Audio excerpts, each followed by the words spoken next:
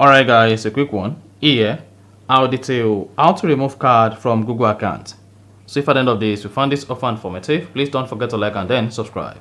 Now, to delete or remove your card from your Google account, all you need to do is go ahead and open the Gmail application. Click on your profile picture at the top right. Locate and click on Manage Account.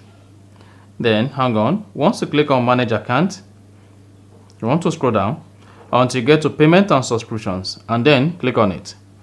Then you should see all your payment methods here. Now, to remove your bank or your card, locate the card you want to remove, click on it. Then click on the three dots at the top right. Go ahead and click on Remove Payment Method. The spot that says Remove Card from Google Account. Then go ahead and click on Remove. And once you click on the Remove button, this is going to remove the card from your Google account. And then you are good.